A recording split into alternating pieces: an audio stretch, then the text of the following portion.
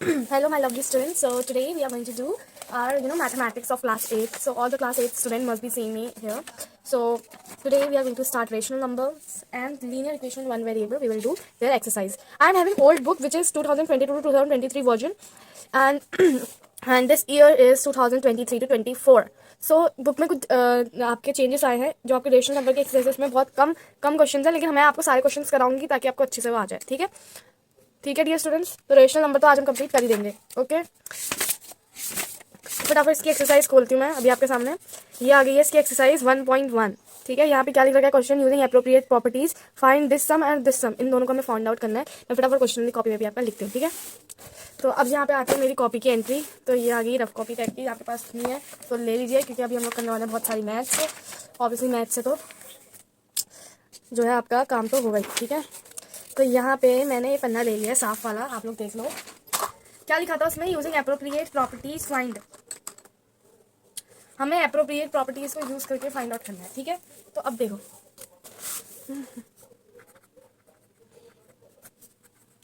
Rational number, मैं आपको खाली सॉल्यूशन भी दिखा सकती थी, लेकिन मैंने सोचा कि सम स्टूडेंट्स को ये कॉन्सेप्ट समझ में नहीं आते हैं और उनको ये कॉन्सेप्ट समझना बहुत ज़्यादा जरूरी है, तो इसमें सारे सॉल्यूशन प्रोवाइड कर रही हूँ बाय एक्सप्लेनिंग यू। ओके, पहला क्वेश्चन क्या है, देखो -2/3 multiply by 3/5 plus 5/2 minus 3/5 multiply by 1/6। और जब भी मैथ्स के सवाल करते हो हमेशा क्या करना है, एक रफ कॉलम बना लेना है, क्योंकि कभी भी एलसीएम निकालना है, कुछ और चीज़ करनी है, मल्टीप्लिकेशन नहीं आ रहा, ये सारी चीज़ों को करने के लिए आपको एक कॉलम बनाना पड़ेगा। वरना क्या होगा, अगर आप वैसे करोगे तो आपका जो है अच्छी तरह फाइंड आउट नहीं कर पाओगे। तो मैं सबसे पहले यहाँ पे एक कॉलम बना लिया है। आप इस कॉलम को क्या लिखोगे ऊपर से, रफ। आई थिंक मेरी जो राइटिंग है वो सबको क्लियर है, मतलब उनको राइटिंग में कुछ प्रॉब्लम नहीं है, मैं ऐसे ही लिखती हूँ। क्वेश्चन देख लो एक बार, मैं आपको क्वेश्चन दिखा देती हूँ डियर स्टूडेंट, जो बच्चे फाइंड आउट करना चाहते हो फाइंड आउट कर लीजिए। क्वेश्चन है -2/3, मैंने भी -2/3 लिखा है, 3 by multiply by 3/5 plus 5/2 minus 3/5 multiply by 1/6।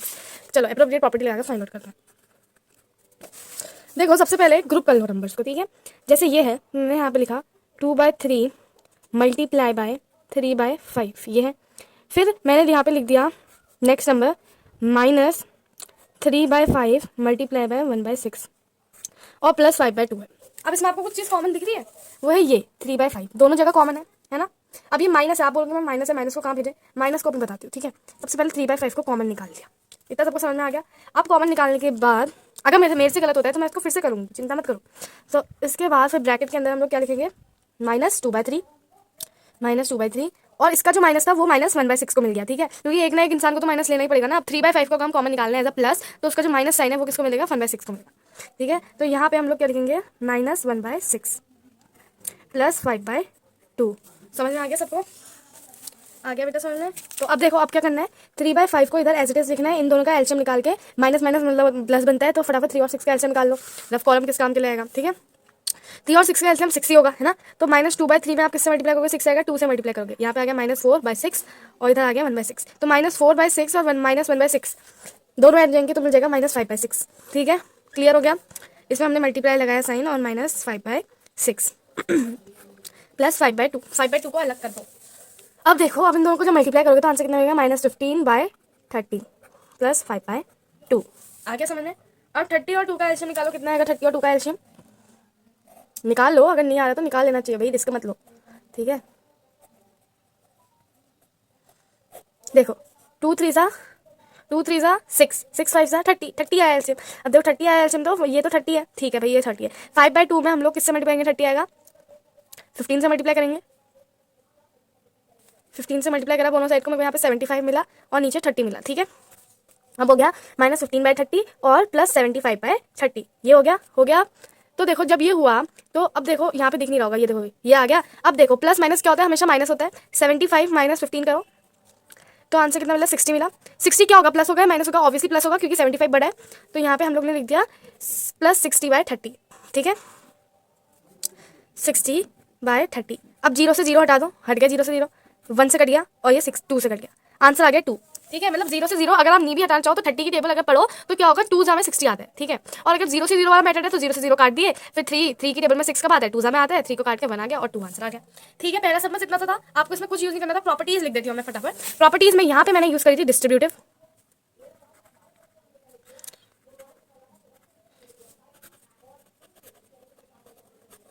क्योंकि मैंने एक नंबर को कॉमन ले लिया और उनका ऐड करके उसको मल्टीप्लाई करके मैंने करा। ठीक है, तो ये हो गई डिस्ट्रीब्यूटिव प्रॉपर्टी। ठीक है, आगे इतने समझ में सब बच्चों को बाकी कुछ यूज़ नहीं करा मैंने, प्रॉपर्टी डिस्ट्रीब्यूटिव करी है वो देख लो। आ जाओ अपने दूसरे सम में। दूसरे में भी क्या दिया आपको, 2/5 मल्टीप्लाई बाय -3/7 उसके बाद -1/6 मल्टीप्लाई बाय 3/2 प्लस सॉरी ये हटा दो, प्लस 1/14 मल्टीप्लाई बाय 2/5। ठीक है, एक बार रीचेक कर लेते हैं। 2/5 multiply by -3/7 -1/6 multiply by 3/2 plus 1/14 और फिर हमारा मल्टीप्लाई बाय 2/5। ठीक है, ये सही सब लिखा है। अब देखो इसको कैसे सॉल्व करेंगे। 2/5 है, देखो पूरे सारे डिजिट को पहले अच्छी तरह देख लो, उनको देख लो कि भाई क्या करना है। देखो हम लोग 3 ग्रुप नहीं बना सकते ऐसे। 2/5 मल्टीप्लाई बाय -3/7 का एक ग्रुप हो गया, फिर -1/6 मल्टीप्लाई बाय 3/2 का एक ग्रुप हो गया, फिर +14 मल्टीप्लाई बाय 2/5 का एक ग्रुप हो गया। हम ऐसे भी कर सकते हैं राइट। तो देखो मैंने ऐसे करने की सोच लिया, अब मैं ऐसे करूँगी। ठीक है, तो -3/7 हो गया। ठीक है, एक ग्रुप, माइनस साइन को बाहर कर दो, अंदर कर दो 1/6 मल्टीप्लाई बाय 3/2। ये क्लियर हो गया। अब देखो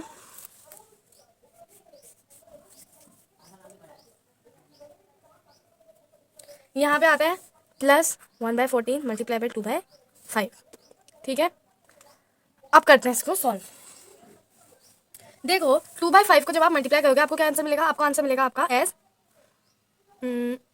-6/35 -1 मल्टीप्लाई बाय 3 कितना होता है 3 और 6 मल्टीप्लाई बाय 2 12 प्लस 1 2 ज़ा 2 और 4 5 ज़ा 20। ठीक है, अब आपके पास जो नंबर है वो है 35 12 और 20। अगर आप 35 12 और 20 का क्या एलसीएम निकालोगे तो कितना आंसर मिलेगा। अच्छा मेरे को ना इसमें एक और चीज़ दिख रही है, मैं आपको बताती हूँ। इसमें हम एसोसिएटिव प्रॉपर्टी यूज़ नहीं कर सकते। एसोसिएटिव प्रॉपर्टी कैसे यूज़ होगी। एसोसिएटिव प्रॉपर्टी इसमें 3 नंबर का ग्रुप है, हम एक नंबर का ग्रुप ऐसे बना सकते हैं, -6 को बाहर लिख दिया, एक नंबर का ग्रुप ऐसे बनाया और जो नंबर से प्लस करना है उसको बाहर रख दिया। ठीक है, मैं ये भी ट्राई करूँगी। अगर मैं इससे आंसर सही नहीं आया तो मैं वाली प्रॉपर्टी भी अप्लाई करूँगी, क्योंकि उन्होंने कहा कि एप्रोप्रिएट प्रॉपर्टी यूज़ करनी है। कोई बात नहीं, ऐसे करके देखते हैं आंसर सही आता है क्या आता है।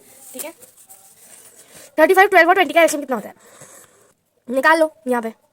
तो यहाँ पे अगर हम एलसीएम निकालेंगे ये आ जाएगा 5 12 का कुछ नहीं होगा और 4 यहाँ पे आ गया, 5 1 12 और 4 इधर का इधर रह गया। अब 2 से यहाँ पे 6 आया और यहाँ पे आया 2, फिर 2 से फिर करा 3 और 1, फिर यहाँ पे 3 आया, ये मैंने कर दिया रफ कॉलम में। तो 5 5 से कितना होता है 25, 25 2 से कितना होता है 50, 50 2 से कितना होता है 100, 100 3 से कितना होता है 300। इन सबका एलसीएम आ रहा है 300। 300 अब मेरे को तो नहीं पता भाई, पता नहीं इससे सॉल्व होता है कि नहीं होता है। एक काम करते हैं, बहुत बड़ी संख्या आ रही है, मैं एक बार एसोसिएटिव प्रॉपर्टी का रूल लगा के चेक करती हूँ, क्या पता मैं कोई गलत चीज़ कर रही हूँ, मतलब सब मेरा अच्छे से नहीं हो रहा हो। तो डियर स्टूडेंट घबराने की बात नहीं है, कभी कभी ऐसा हो जाता है हम अनजाने में ना गलत कर देते हैं, तो आपको उस समय बिल्कुल भी घबराना नहीं है। मैंने देखा बहुत सारे स्टूडेंट्स को वो बहुत घबराते हैं अगर उनसे सम गलत हो जाता है, कोई बात नहीं, simply cut it by the pencil. अब आप देखो एसोसिएटिव वाला रूल लगा के करते हैं, मतलब -3/7 और -1/6, तो मैंने ये वाला रूल लगा दिया। अब देखो यहाँ पे मैंने लिया 3/2 मल्टीप्लाई बाय 2/5 और प्लस मैंने यहाँ पे कर दिया 1/14। इसमें लगा दी मैंने एसोसिएटिव प्रॉपर्टी, लास्ट में लिखूंगी। ठीक है, अगर आंसर सही आ गया तो। अब देखो जब मल्टीप्लाई करेंगे सिंपली मल्टीप्लिकेशन में कुछ नहीं करना है, -1/6 हो गया और इसमें मल्टीप्लाई करा 6/2 मल्टीप्लाई बाय 5 कितना होता है 2 मल्टीप्लाई बाय 5 कितना होता है 10। कभी कभी ना हमारा स्टूपिड टाइप का माइंड हो जाता है, मतलब हमें ना इतना सिंपल चीज़ें भी नहीं आती है, नेवर माइंड। उसके बाद प्लस 1/4 हो गया। ठीक है भाई, इतना आ गया सबको समझ में, माइनस माइनस और ये समझ में आ गया होगा। इन दोनों का एलसीएम ले लो 35 और 6 का कितना आएगा एलसीएम देखते हैं। हर चीज़ें सॉल्व करने की आदत होनी चाहिए बेटा आपको, तो आपके लिए बहुत ईजी हो जाता है कोई भी चीज़ करना।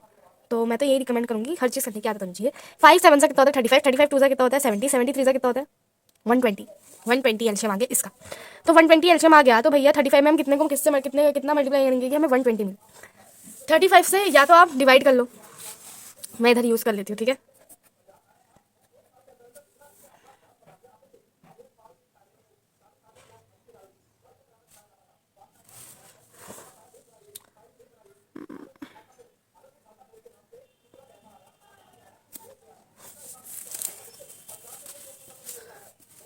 कितना आएगा बताओ। 35 6 कितना होता है 6 5 30, 30 का 3 ऊपर कैरी, 6 3 कितना होता है 18, 18 + 3 18 + 3 21। तो बस 6 से मैं आ गया, तो मतलब इसको हम लोग मल्टीप्लाई करेंगे दोनों को 6 से। तो अब हमने न्यूमिनेटर यहाँ पे 120 लिख दिया, मतलब यहाँ पे मैंने डिनोमिनेटर जो है 120 लिख दिया है। ऊपर मैं 6 से मल्टीप्लाई करूँगी तो मेरा आंसर कितना आ जाएगा, मेरा आंसर आ जाएगा -30 + 36, क्योंकि उसको भी मैं अच्छा ठीक है, माइनस ही होगा क्योंकि 6 से मल्टीप्लाई करना है, तो -36। और इधर भी मैं मल्टीप्लाई करूंगी 6 को, कितने से मल्टीप्लाई करूंगी कि मेरे को 120 मिले, 35 से ऑब्वियसली। तो 35 से मल्टीप्लाई करूंगी 120 मिल गया, ऊपर किससे मल्टीप्लाई करूंगी, ऊपर भी 35 से मल्टीप्लाई करूंगी, -35 आ गया। ठीक है, इतना सबको समझ में आ गया। आप इधर आ जाओ, इधर भी इन दोनों का एलसीएम निकाल लो, 14 और 10 का।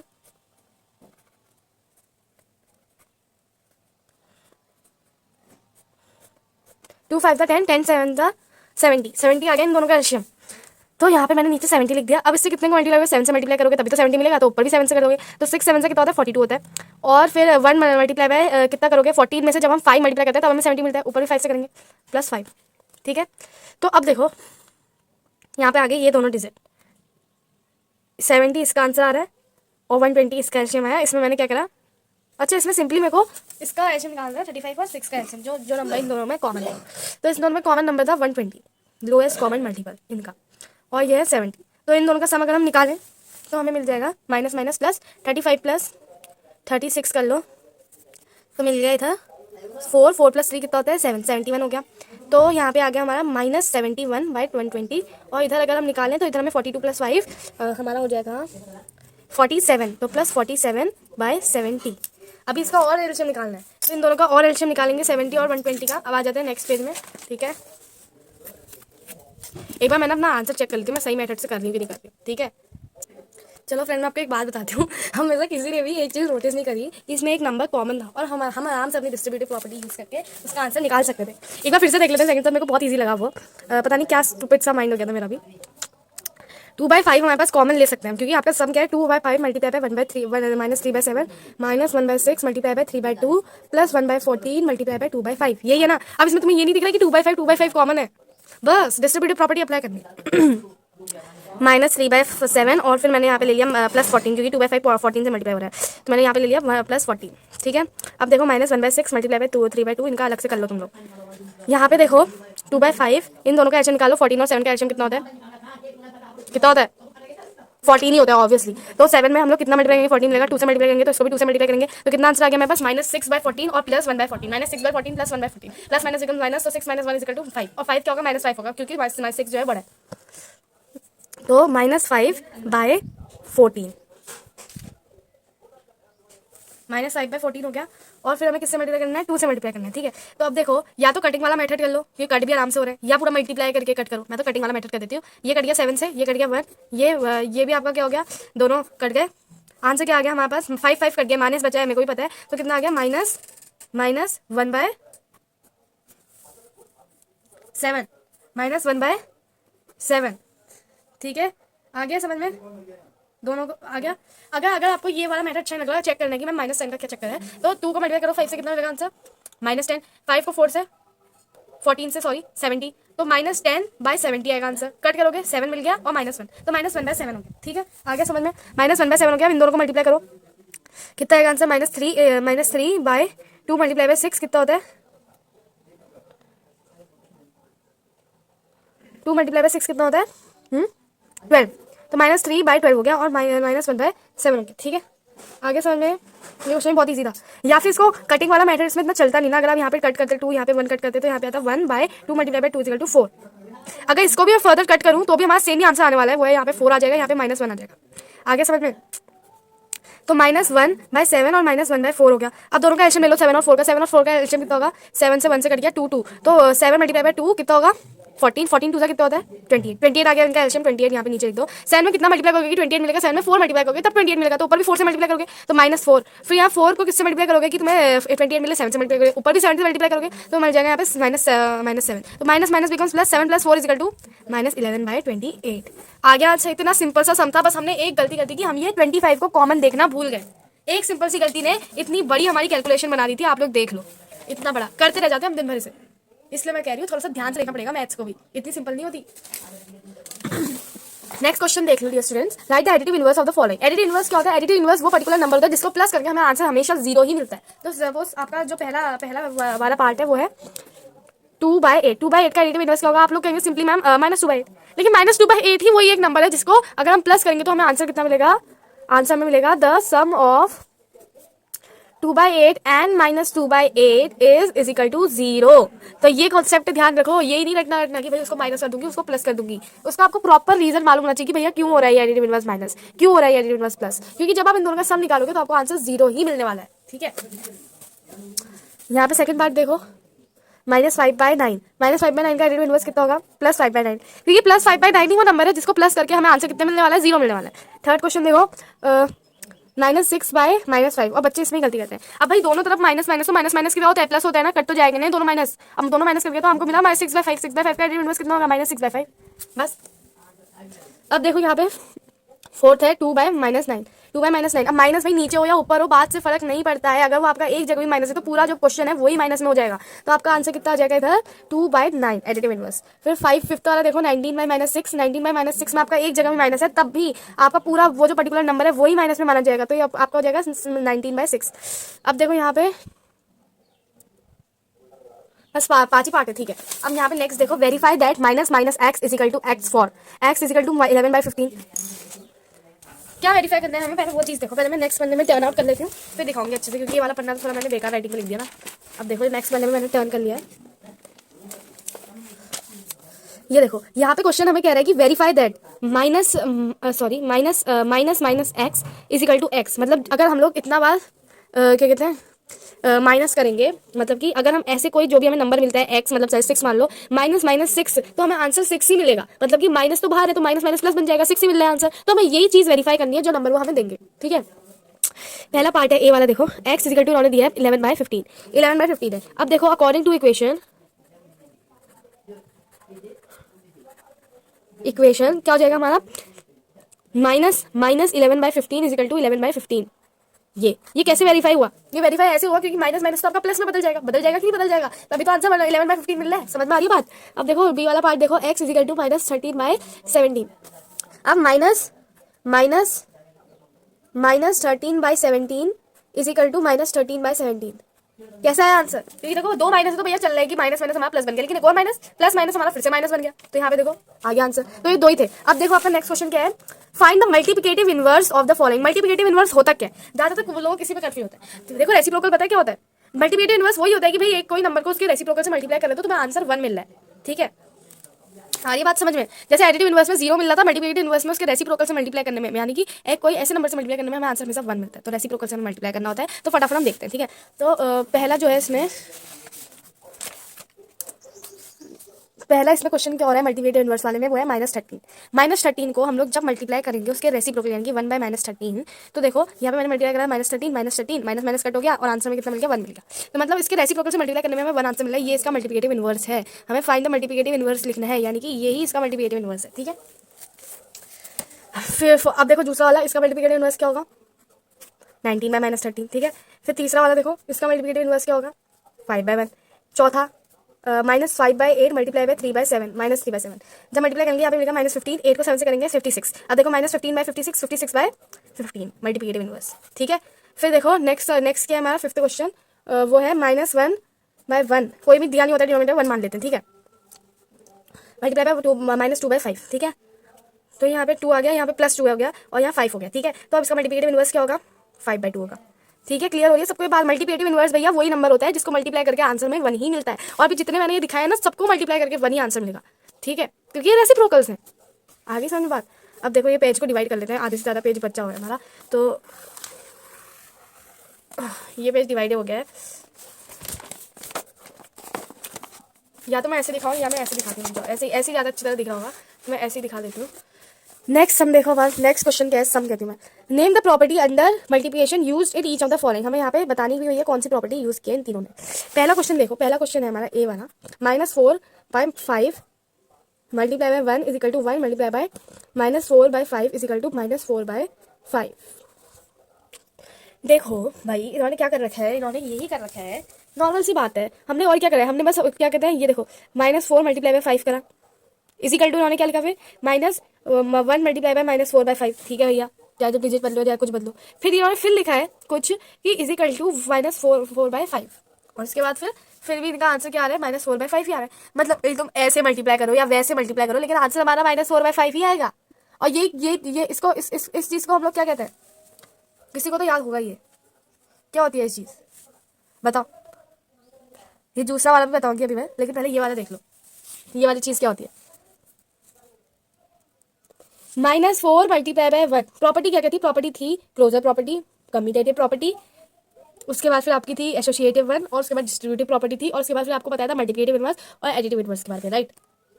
भाई एक प्रॉपर्टी ऐसी भी थी कि भाई चाहे तुम कभी भी कोई भी नंबर को जब 1 से मल्टीप्लाई करते हैं तो हमें आंसर हमेशा सेम नंबर का ही मिलता है, और ये प्रॉपर्टी को हम क्या कहते हैं, मल्टीप्लिकेटिव आइडेंटिटी। ये मतलब कोई भी नंबर को जब हम 1 से मल्टीप्लाई करते हैं तो कोई भी नंबर को जब हम 1 से मल्टीप्लाई करते हैं तो हमें जो आंसर मिलता है वो भी एज अ 1 सेम नंबर मिलता है, और इसी चीज़ को तो हम मल्टीप्लिकेटिव आइडेंटिटी कहते हैं। हमने ये एडिटिव आइडेंटिटी भी पढ़ी थी, वो थी 0, क्योंकि 0 से अगर कोई भी नंबर को आप प्लस करोगे आंसर आपको सेम नंबर ही मिलने वाला है। तो अब देखो नेक्स्ट हमारा है बी पार्ट, वो है -13/17 multiply by -2/7 is equal to -2/7 multiply by -13/17। ये क्वेश्चन है। -13/17 clear, multiply by -2/7 is equal to -2/7 multiply by -13/17। ये हुई कम्यूटेटिव प्रॉपर्टी, कम्यूटेटिव प्रॉपर्टी। जब नंबर को किसी भी तरह मल्टीप्लाई करो आंसर हमारा सेम ही आएगा। यहाँ पे सी पार्ट देख लो, -13/29 multiply by 29/-13 is equal to 1। तो अब वाले सम को देखो, ये क्या हुआ, रेसिप्रोकल से मल्टीप्लाई कर दिया, इज इक्वल टू 1 मिला। ये क्या हुआ, अभी अभी हमने सी के बारे में पढ़ा था, मल्टीप्लिकेटिव इनवर्स। ठीक है, समझ में आ गया। ये वाली चीज़ें, ये वाले तो 3 क्वेश्चन है, ये एनसीईआरटी की बुक जो है 2023 to 24 वाली है, उसमें अवेलेबल है। ठीक है, मतलब उसमें एक्सरसाइज यही है, 3 क्वेश्चन, और भी एक और मैं बताऊंगी। फिर 6th क्वेश्चन क्या कह रहा है आपका, multiply 6/13 is by the reciprocal of -7/16। तो अब देखो भाई, -7/16 का रेसिप्रोकल क्या होगा, रेसिप्रोकल होगा 16/-7, है ना। तो 6/13 मल्टीप्लाई बाय 16/-7। अब 6 16 का कितना होता है 96, और 13 7 सा 91, तो 96/-91। ये तो बहुत सिंपल सा क्वेश्चन है। उसके बाद tell what property allows you to compute, ये क्वेश्चन है, देख लो। What property allow you to compute -3 multiply by 6 multiply by 4/3 as -3 multiply by 6 multiply by 4/3। मैं लिख देती हूँ इसको।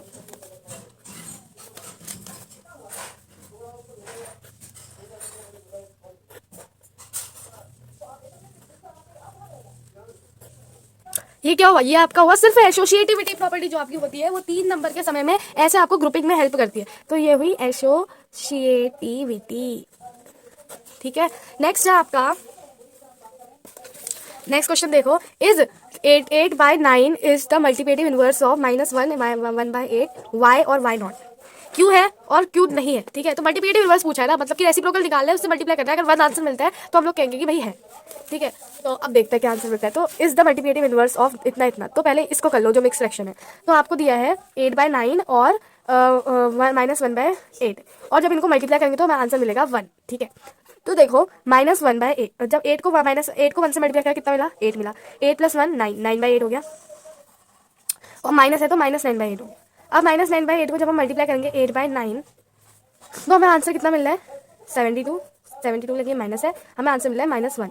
और हमें क्या आंसर मिलना चाहिए था, हमें आंसर मिलना चाहिए था 1, सिर्फ और सिर्फ 1, लेकिन हमें -1 मिल रहा है। इसका मतलब भाई ये तो नहीं है ऐसी, ये तो नहीं है मल्टीप्लिकेटिव इनवर्स। मल्टीप्लिकेटिव इनवर्स होता तो इसके नीचे जो 9 है इसमें माइनस का साइन होना चाहिए था, ठीक है। तो ये तो नहीं है मल्टीप्लिकेटिव इनवर्स। हमने क्या दिया, हमने कैसे प्रूव करा कि ये नहीं है, तो हमने कैसे प्रूव करा कि ये नहीं है, हमने ऐसे प्रूव करा क्योंकि हमने उसके रेसिप्रोकल से उसको मल्टीप्लाई करा, लेकिन हमें आंसर -1 नहीं मिला, हमें आंसर -1 मिला। और मल्टीप्लिकेटिव इनवर्स में हमें आंसर हमेशा 1 ही मिलता है। I am turning my page. तो यहाँ पे अब हमारा नेक्स्ट क्वेश्चन क्या है, is 0.3 is the multiplicative inverse of 1/3 y और y नॉट। तो देखो सबसे पहले है 0.3, क्या है ये 0.3 है, और आपको यहाँ पे दिया है 3 1/3। अब पहले 3 1/3 को सॉल्व कर लो। 3 3 = 6, 6 + 1 7/3, सॉरी 3 3 = 9 9 + 1 is 10/3, ओके 10/3 हो गया। अब 10/3 0.3 वी कैन राइट एज 3/10, ठीक है। दोनों को मल्टीप्लाई करते हैं, 30 आंसर 11, ठीक है। 1 मिल रहा है आंसर। इसका मतलब ये जो है 0.3, ये क्या है, मल्टीप्लिकेटिव इनवर्स है उसका, इनवर्स 3/10 और 0.3। ठीक है, आगे समझ में? ये वाला क्वेश्चन बहुत सिंपल था। अब देखो लास्ट है फिलिंग द ब्लैंक्स और कुछ ट्रू फॉल्स, तो इनको तो मैं इधर ही सॉल्व कराऊंगी, इसके लिए कॉपी की जरूरत बिल्कुल नहीं है। तो ये क्या है देख लो। Right, the rational number that does not have a reciprocal, 0। ठीक है, the rational number that are equal to their reciprocals, जो उनके रेसिप्रोकल्स के लिए इक्वल है। दो वन जो है, वन एक ऐसा क्या है, रेशनल नंबर है जो उसका रेसिप्रोकल का इक्वल है। जैसे 1/1 अगर मैं दिखाऊँ आपको, इसको आप मल्टीप्लाई करोगे 1/1, भाई इक्वल तो है दोनों रेसिप्रोकल। फिर आ जाओ -1 में, तो -1/1 मल्टीप्लाई बाय 1/-1, क्या क्या क्या डिफरेंस है इन दोनों में? उसमें भी -1 है, इसमें भी -1 है तो सेम ही।